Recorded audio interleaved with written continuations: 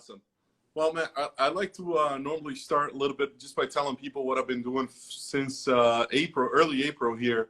As soon as the pandemic started, and I saw that we're going to be in the long haul for this for a little bit. I was thinking of different ways that I could help our community here in Southwest Florida.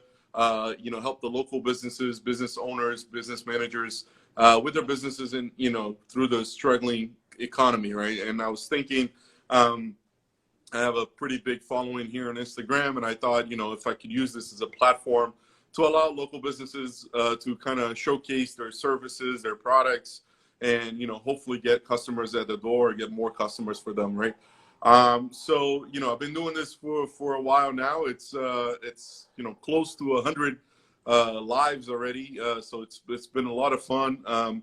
Learning about all the local businesses that make our region here, and obviously meeting new people too, which is always very exciting to me. So with that, I wanted to welcome you here to the show. Very glad to have you here too. I think you're a very unique business that we haven't covered. We covered a lot of restaurants and different business, but you're kind of unique in a sense. So I'm looking forward to learning more about it. But before we get into the business, wanted to see if you could introduce yourself a little bit. Tell us a little bit about who you are, where you're from. If you're not from Naples, how did you end up in Naples? And, just a little bit of you, if you don't mind. Sure. So, Matt Bernhardt, from Michigan originally, moved down to Florida in 2003.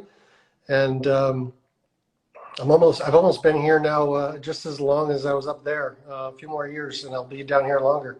Which is kind of weird. It seems like it was yesterday. But, what brought me down was really an opportunity to start my first business.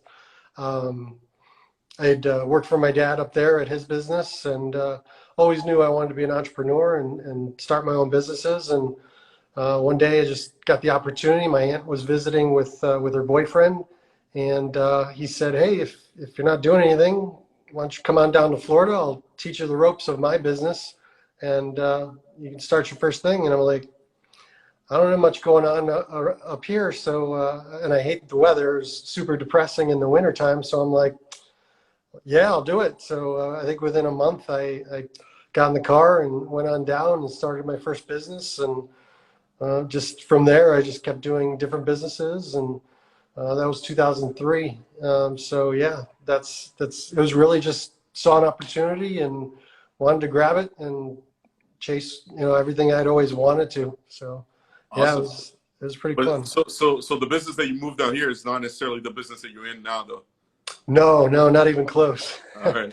So the first business I started was a pressure washing business, pressure washing houses and driveways and sidewalks and stuff. And I was just awful. I didn't know the first thing about anything. So I really struggled because I'm not, back then I wasn't really confident, didn't really have any skills, didn't know anything about sales. And so, I struggled. I sold a few jobs, but I was struggling.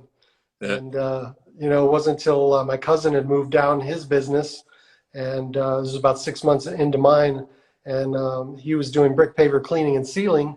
And so he's like, "Hey, why don't we merge businesses? They kind of go together. Pressure washing, you got to pressure wash the bricks before we do it. So let's do it." And I did it. And that was a completely different business to me because it was a different level. They had structure. They'd been doing things for a while. They knew what they were doing. And so it was fun for about a year. And then, the chemicals that you breathe in when you're rolling the sealer over the bricks, after a year, it started doing really funny things with my face. I was getting like droopy face at the end of the day and headaches. And I'm like, yeah, this isn't for me. I'm not doing this for much longer. So, transitioned out of that business and started a real estate business. And did that for about 3 years. This was 2005 to 2008. And, that was at another level of business, doing a lot more revenue. Finally broke into the millions, and did that with my best friend and my dad and my dad's friend. and learned a ton. Didn't know a thing about real estate at the time, but it was a good learning experience. But I just didn't have a passion for it. Yeah. Yeah, then met my wife during that time, and was just really intrigued with what she was doing. She was the assistant art director at Wink TV down here, and doing all those really cool motion graphics and things like you see at the opening of Sports Center and things like that. Yeah. And I was like, wow, you are super talented. You need to do something with this. And so after about 6 months of pushing, she finally went ahead and started Stick Boy and named it after me. But doing TV station branding and things like that. Yeah. And then the market tanked. And then that's when the housing crash happened, and all the budgets from TV stations just disappeared overnight. So yeah, we had to figure out, what are we going to do now, and kind of turn that into, Stick Boy. Not what we're doing today, but it jump started what we're doing today, and that was websites and branding and things like that for small businesses. Since we were already doing it for TV stations, it just made sense. Let's give a high-end look to local businesses. Started doing that, and we're the kind that's always, okay, what's the next level? What's the next level? And it was websites, then larger websites, then e-commerce, then large e-commerce, and then 2010 we came up with an idea. We wanted to start our own platform for coupons, and this was about the time when Living Social and Groupon were getting really big. Yeah. And at the time when we thought of the idea, we hadn't heard of them. We'd never delved into that realm. So our idea was completely different. Ours was more get a coupon for whatever you want, whenever you wanted. You just had to give a piece of information, whether it was an email or a phone number. And so, did that for a year, built that up, and sold it within 11 months. We got 400 businesses in Southwest Florida on the platform, and sold it. And then we were like, the company that wanted it really wanted it for the development team to help develop their platform, and they had a coupon play as well. So we sold to them, and then we're like, okay, what do we do now? And we're like, all right, we know how to build platforms now, and businesses need this kind of stuff. So we started building software and applications for businesses, and really started going hard at that since 2012. And we've just been getting more and more complex into AI and artificial intelligence and those types of things. And that kind of brings us to today, and spun out a company in the meantime in 2017. Actually, I think you had Albert Arguelles on there. Yep.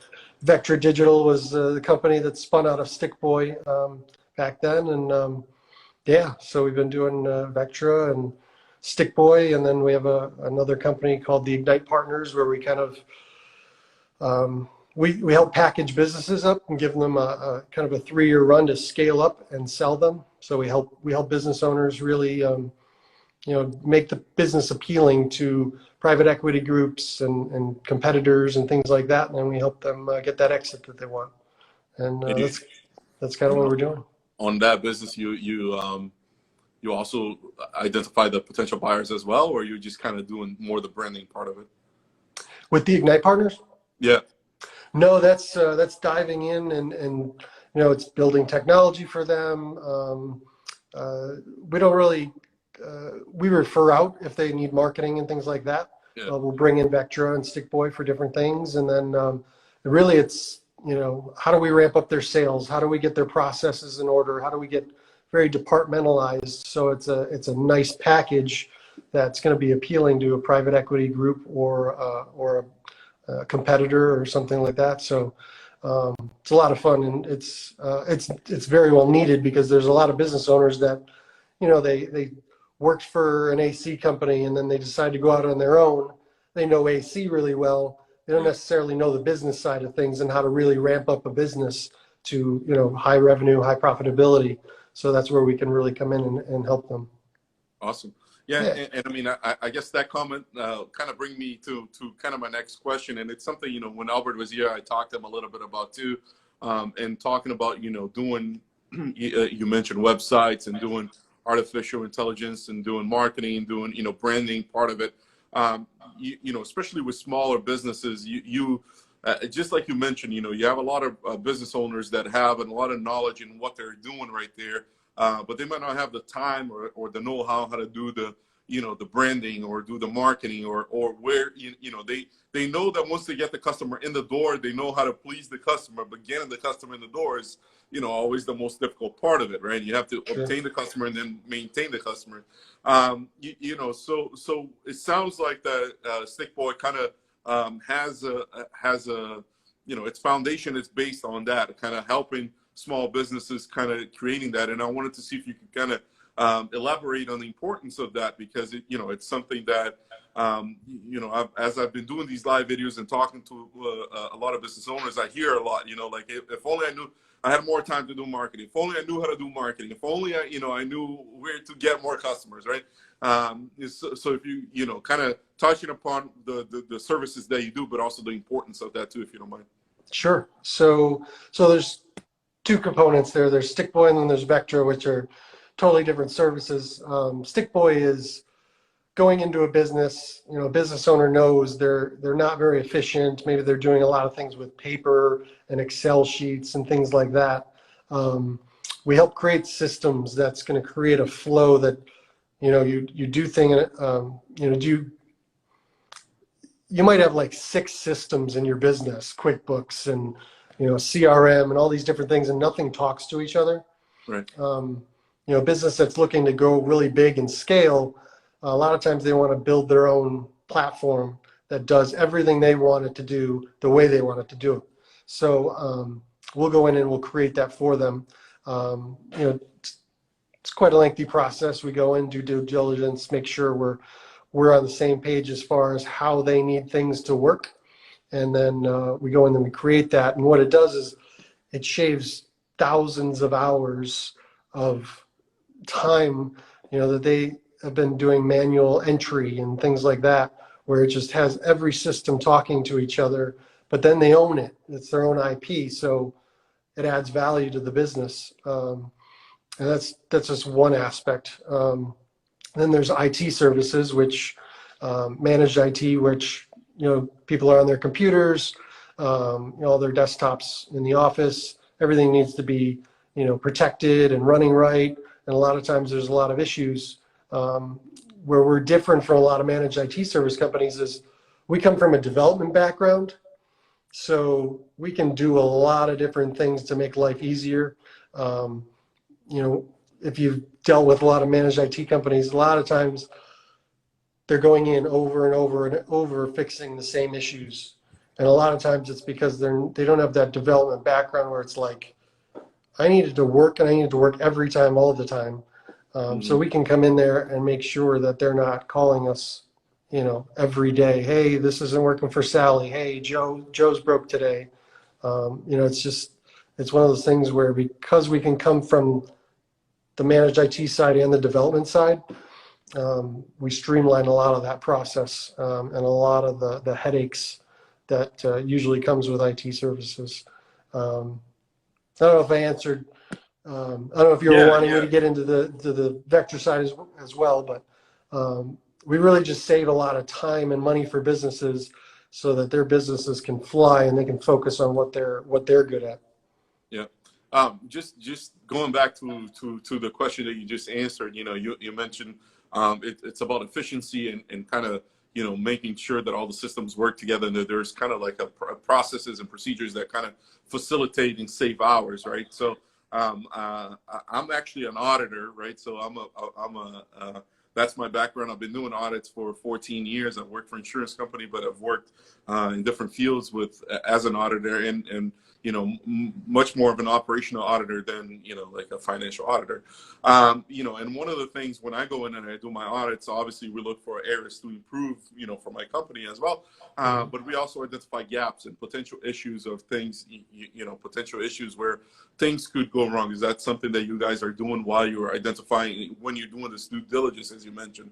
Is this something that you're identifying too, that, down the road this could become an issue, or you're not compliant with this particular law because you're not, yeah, I know there's a lot of, I work a lot with the IT guys, and I know, one of the big push right now, it's obviously data protection and data security, so you have to be compliant. And for that, if you have an older system or if you have multiple systems, it doesn't always, it's not always as compliant as it should be. So is that something that you would be looking for when you're going into that the business is not only things are working, but they're up to date with what they should be doing, and that, you identify gaps for them as well?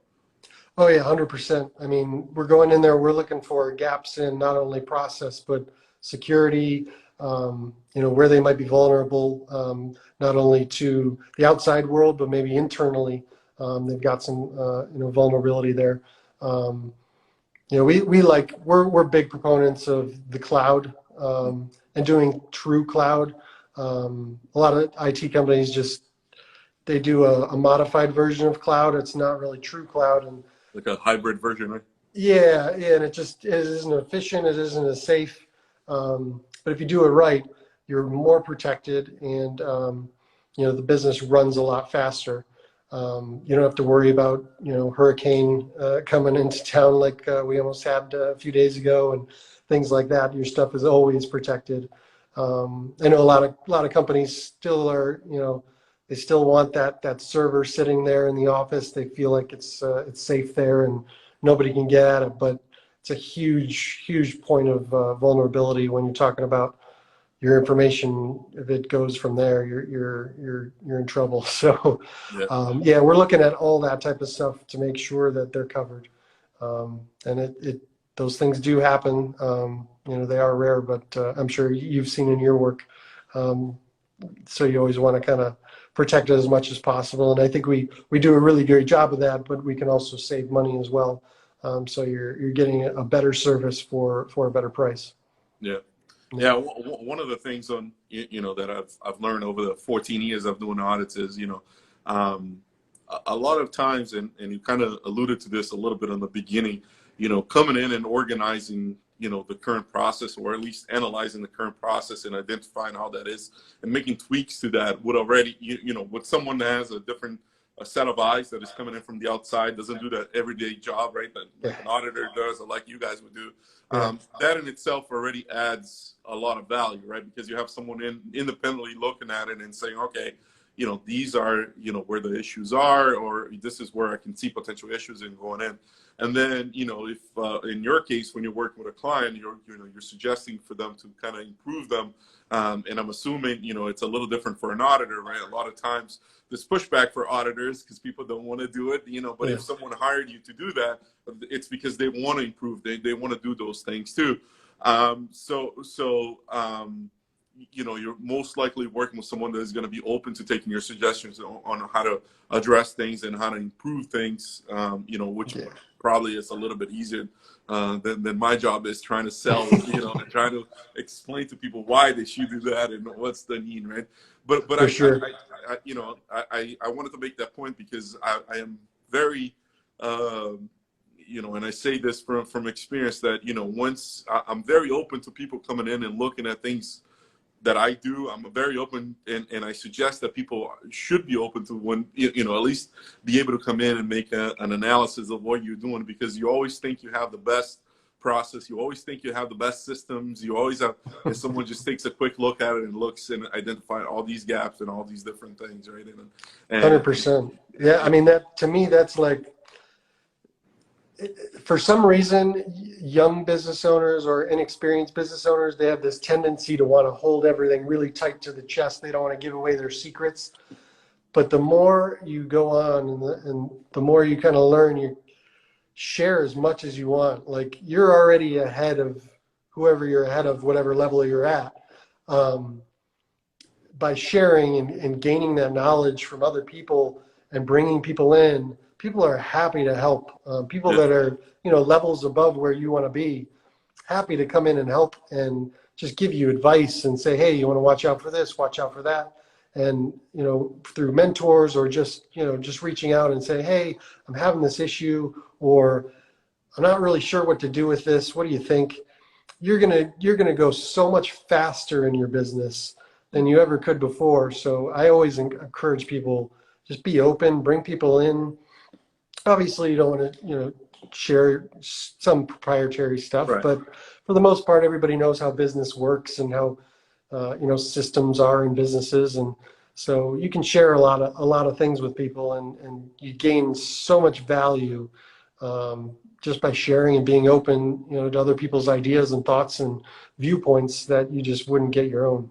Yeah, and just because you identify some issues, it doesn't necessarily mean that you need to address them right away, right? You kind of go by, you do a risk assessment and you identify, okay, well, if I don't want to address this right away, I still be okay, and I can still operate my business, but down the road I probably want to address this. Or you might come up and say, no, this is something I need to do right now. But one of the things I don't think there's any shame in identifying that there's gaps, right? Like that's part of, we're not perfect, that it's always going to be gaps somewhere.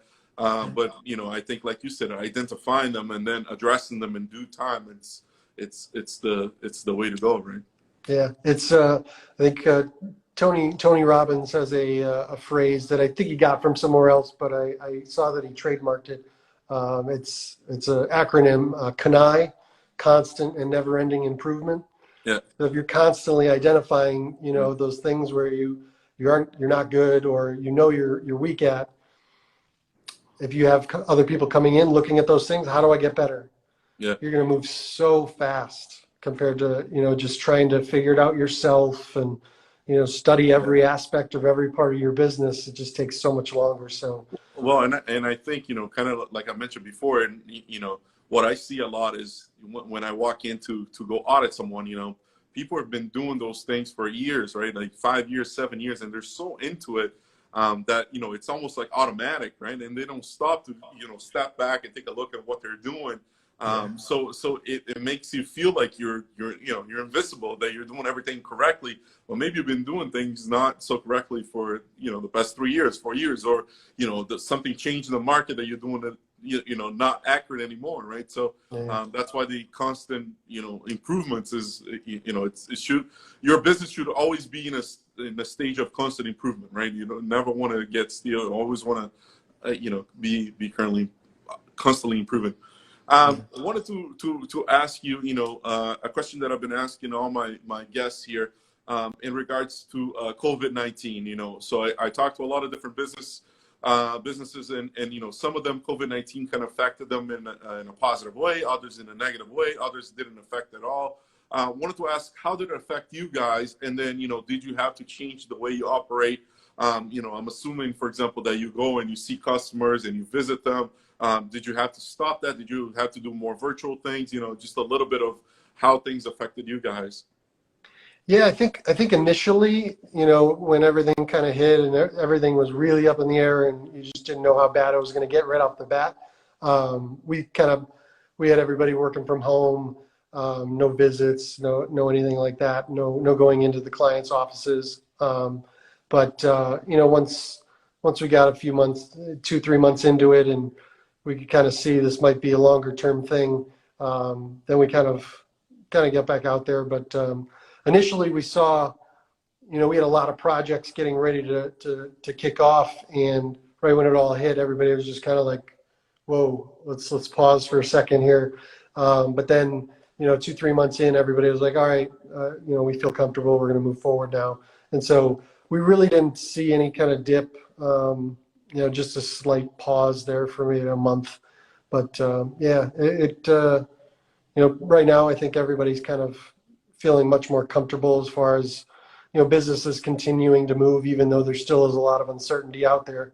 We're still, people are still calling us and wanting to do projects. We've got actually they weren't even started, or the conversations hadn't even started before COVID. But we've had 3 or 4 really, really big projects start conversations just in the last month and a half, and we're getting ready to start some. So it really hasn't affected us a whole lot, other than just a brief pause there. Awesome. Yeah. You know, and one of the things I wanted to ask you, you know, you kind of started talking a little bit about that is, you know, if I'm a business owner, you know, and I'm thinking, just like you mentioned, I have different systems, or, you know, I want some improvements to my system or improvements to my processes within the systems, different things, you know, how do I go about contacting you guys, and what's, you know, and what's normally the process like? You know, would I contact you, say, hey, I own this, you know, a painting company here, and I have different systems that, you know, I want to work with, or, you know, I want to be able to do something better, and it's not really working.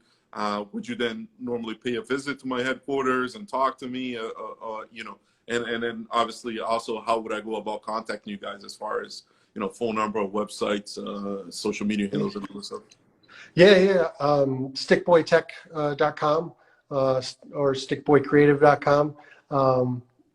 Just redid our whole website. We're super excited about it.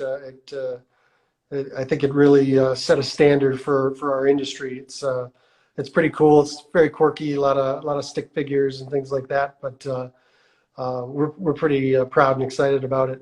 So they can get a lot of information there. Just kind of learning a little bit about us, getting to know us, and then you know, just give us a call. We set up a phone conversation first. Just kind of figure out, you know, exactly kind of what you're thinking. Sometimes those need more in-depth conversations where we'll get together, you know, either in person or, you know, via a conference call like this, and really just dive into kind of what they're looking for. And we work with anybody from like business owners to maybe a former business owner who's got an idea for an app, and they want to create an app for, you know, it's funny you mentioned painting companies. We've got a couple of painting company clients just I didn't know. recently. Yeah, Yeah. nobody It's fed me kind of that funny. information. Yeah.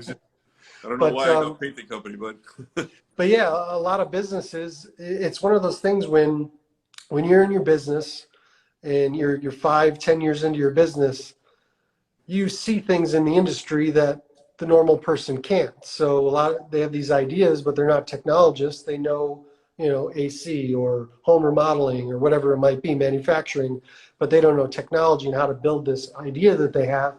So that's where we come in, and we can help them create IP for their business that creates value in their business, helps them run more efficient, but then they can also, you know, take that out to the market and resell it to other manufacturers or other plumbing companies that have the same issues and the same needs and stuff like that. So they create a different revenue stream by creating an app. So you know, there's all types of ways that we can help people, but it is a process. You know, when you're building an app or a piece of software up front, to get together back and forth, you know, a number of times before we can really nail down kind of the blueprint of what you're looking to build and all the features that are going to go into it and things like that. And you know, we try to get a lot of input from your team as well, because, you know, the CEO might want to do this, but a lot of other people are going to be touching the system, and it needs to work for everybody.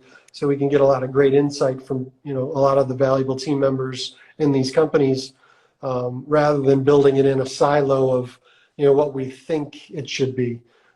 Everybody needs to put in the input, and then you know, by the end, you're working with a product that everybody's going to love because they've had input and seen it built the whole way through.